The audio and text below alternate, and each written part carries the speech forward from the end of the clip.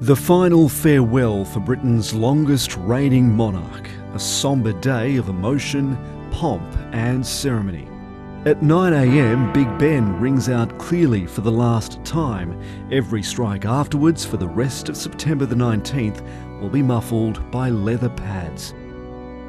The Queen's coffin will be moved onto the state gun carriage, drawn by members of the Navy in procession from the Palace of Westminster to Westminster Abbey.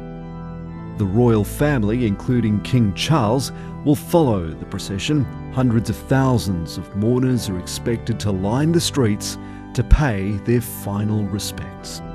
It'll be the biggest security operation ever undertaken in Britain, with more than 10,000 Metropolitan Police patrolling the route with the Army's Special Operations Forces, plus MI5 and MI6. The history of Westminster Abbey has been punctuated by royal events, including the Queen's own coronation in 1953 after her wedding to Prince Philip there in 1947. Now she becomes the first monarch to have a funeral there since 1760.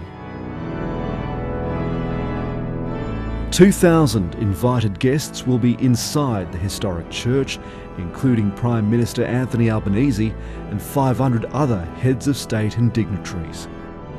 10 specially selected Australians will also bear witness from inside the Abbey, including Australian of the Year Dylan Alcott and the champion horse trainer Chris Waller. The ceremony begins at 11 a.m. local time, led by the Dean of Westminster and Archbishop of Canterbury. The coffin is carried through the nave and placed on the high altar.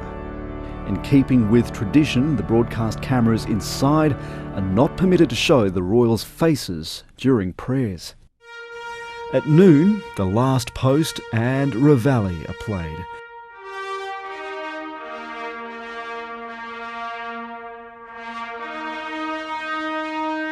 This marks 2 minutes of silence, which will be observed simultaneously across the United Kingdom. At the end of the ceremony, the lead-lined coffin will be placed back onto the gun carriage, the same one that carried her father, grandfather and Queen Victoria. The royal funeral procession will solemnly move through Parliament Square, Whitehall, Constitution Hill and the Mall, past Buckingham Palace to arrive at Wellington Arch at 1 p.m. From there, the Queen is placed on a hearse to be taken to Windsor Castle.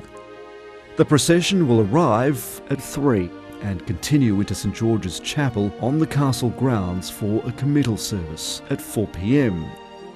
Before the last hymn, the imperial crown, sceptre and orb will be removed from the coffin by the royal jeweller.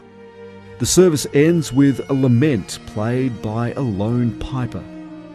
At 7 p.m, King Charles and his closest family members will then return to the chapel for a private burial service. As the late Queen did for her father, the new king will scatter earth onto the coffin. Her Majesty's final resting place will be the King George VI Memorial Chapel, alongside her late husband, the Duke of Edinburgh, bringing an end to a grand tribute to the longest reigning monarch in British history.